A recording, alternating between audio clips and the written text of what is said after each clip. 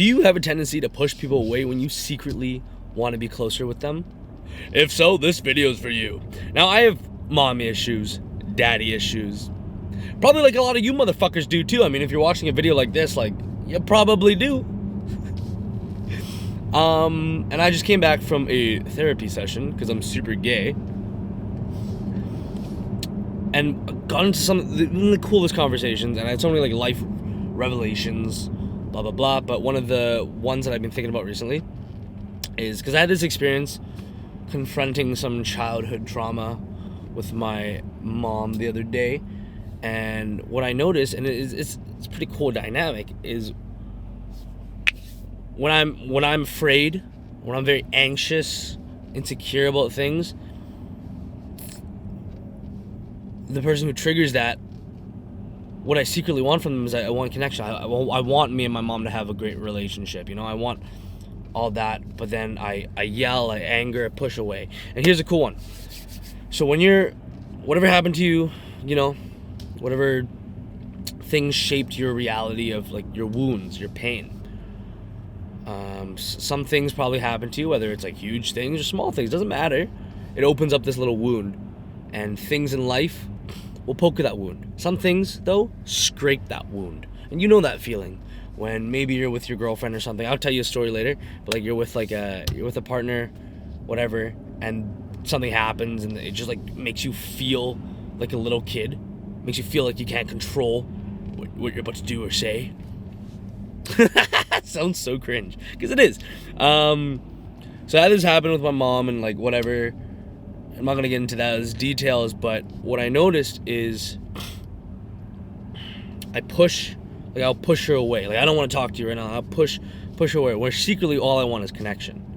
I feel like that's super relatable to a lot of people, not just with their parents, but maybe their partners or people in their life, figures. Okay, let me tell you a story. And this, like, whatever, we resolved it. It was all good. But then I thought about, like, wow, it relates so much. Let me tell you. Let's start with this one story, maybe we'll go into a couple more.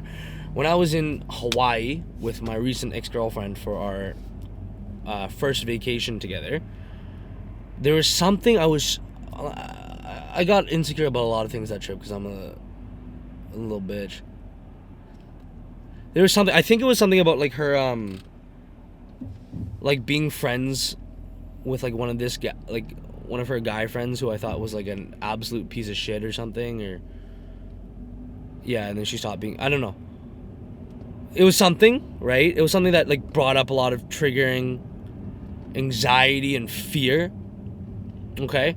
So it's like, we have this conversation. I'm like, why didn't you defend me when this guy friend of yours in your inbox just insulted me? Like, why are you not defending me? I'm your boyfriend. And then she feels super bad about it, and she's like, you're right, I'm so sorry. Like... oh, blah blah blah, but also like whatever, and then like whatever, we seem to resolve it.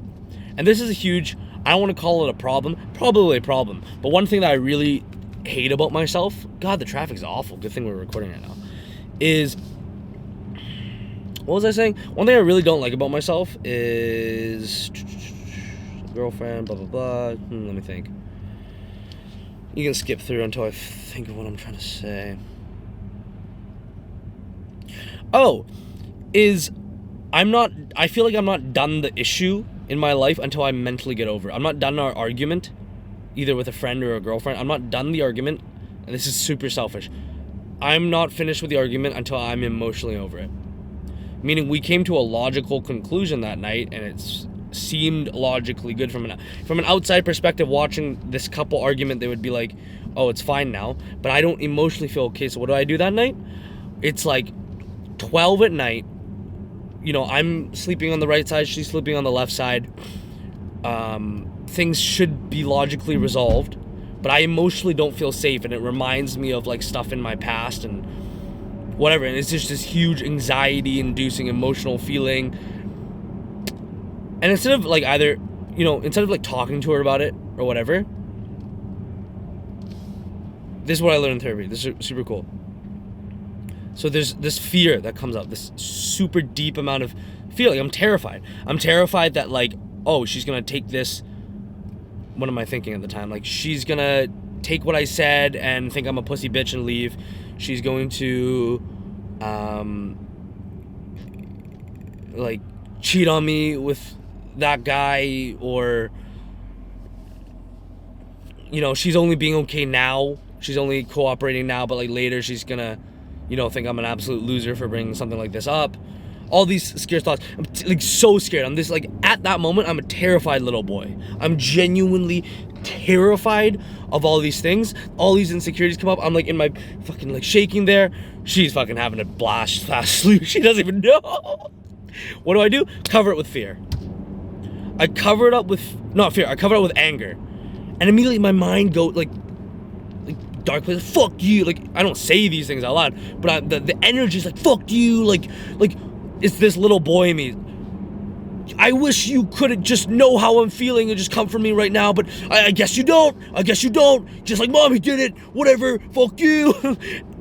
And my response is I push her away. Physically, like I threw it.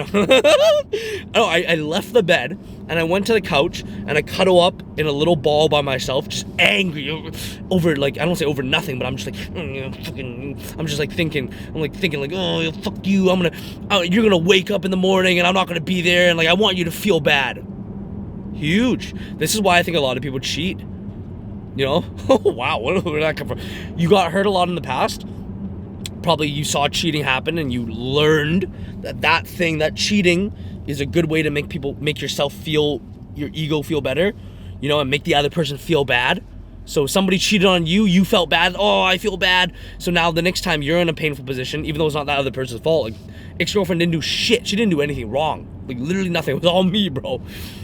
And I'm like, my first thought is I want to emotionally hurt her. I want her to feel the same pain as me for two reasons. One, I want her to feel how I feel so I can get this need satisfied of feeling accepted as a human, but also I want connection. I really want connection with her. And I find it so sad and beautiful and interesting and fantastic that when I want that connection, I push her away. I leave the room. I huddle up by myself and I go, I want her to wake up in the morning and feel sad that I left. I want her to be scared. I want her to feel the same fear that I do.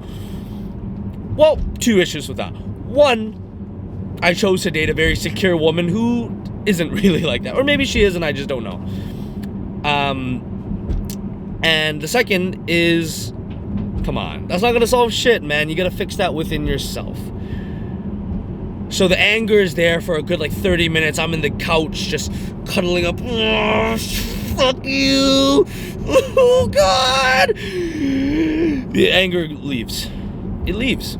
Because like for example, right now, like I get, I've been talking about anger for too long right now on this channel, but like when I get angry at things, like I compromise my health and I go do an extra session at the gym. Like I go box at night, and that's so bad for my nervous system. But I let it out. So I let it out into that little couch, cuddled by myself.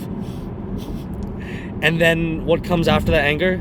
It's it's a more balanced mindset. I went from one extreme of total fear to anger, but the fear comes back. And the fear comes back and it goes, what do I really want right now?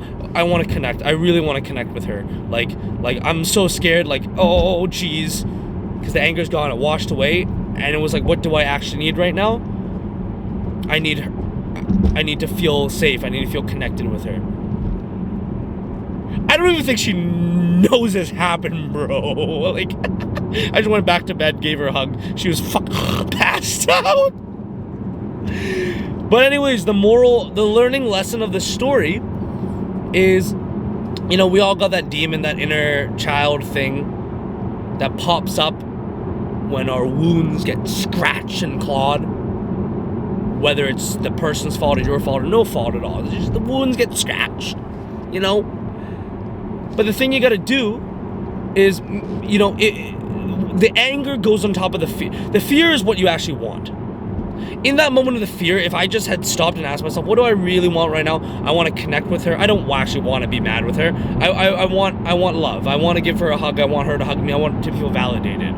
And that's what I actually want. But the anger comes in and covers that up because anger is an easier emotion to deal with. It's more two-dimensional. So you either go, two options. I'm not saying this is like if you have a partner or something, but like maybe you're just like dealing with some shit by yourself and you only got yourself to deal with it. So this is what you do. Let's say it comes up. Your first option is you go release that anger in a healthy way. Now, if you're gonna go like fucking beat the shit out of some homeless people, that's you're not like evil Batman, bro. That's really fucking stupid. You probably shouldn't do that. Okay. So that's one. You let that emotion out, and then you can come back into it and sit with it normally. Or, you know, if you can, you stop yourself in that emotion and you 10 deep breaths into your nutsack, fill that nutsack with air, and just ask yourself, what do I want right now? What does my inner child really want right now? And most of the time the answer is like connection, or I want to feel loved or something. Oh, those people crashed. Fucking idiots. And what do? You try to give yourself that. So let's say I didn't have a girlfriend at that moment, or she was fast asleep. Well, what I have done, I would have been like, what do I really want now? I want to connect with her, but I don't want to wake her up. What am I going to do? I'm going to give myself that connection. So you literally, as cringe and gay as it sounds, you sit there and you just tell yourself in your brain, you're like, you're good enough. Like, I love you. Like, I'm here for you. That little kid version, you imagine him. I saw my therapist doing this today as like a demonstration. It was fantastic. He was sitting in a chair, you know, like as a therapist does, and he looked down beside him. Now imagine this grown man looking down beside him, pretending that there's a young version of himself there, talking to himself and saying things like, in my case, I'd be like, what do you want right now, little demo? He'd be like, I want this girl to love me. And I'd be like, okay, so what are you gonna do to get that? Okay? And like, you kind of like laugh at him like your dad would, you know? You don't laugh at him, but you just like, you see it from like an adult perspective. Okay, well, what do you want to do to get her? Well, I'm gonna go run to the couch, and I'm gonna be angry at the couch, and she's gonna wake up and be so sad that I'm gone. Oh, okay. Do you really think she's gonna do that? Maybe not. Okay. Well, I'm gonna wake her up and scream at her and tell her to give me a hug. Oh, you really think that's gonna go well? No. Okay. Well, what's something nice you can do? Maybe I'll give her a cuddle. Okay, that sounds a little better. Okay. But a cuddle's not enough. Like, I need more. Oh, okay. You want to get your brains fucked out right now? No, I'm just kidding.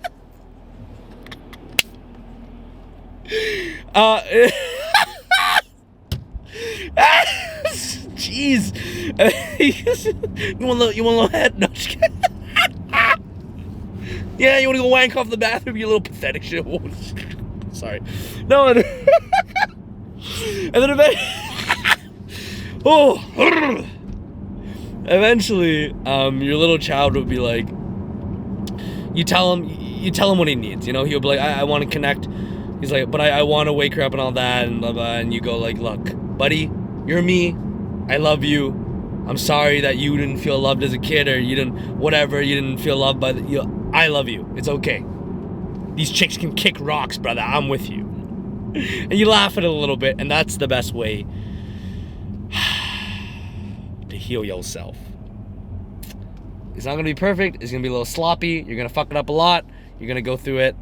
But everyone has their work, their demon to confront. And when the demon strikes, it gets scary, man. I don't know what happened to you, but I'm sure for everybody, they have something in them that's a little scary. It's a little painful. And I'm not saying you got to be perfect the first time, but just keep this in mind. Hopefully this tip helps. You know, next time when you're in like a panic attack or some shit, you think of my little big ass forehead teaching you this tip. Okay, I love you and your inner child. That sounds terrible. No, you gotta love your own little boy. That sounds even worse. Goddamn, bye.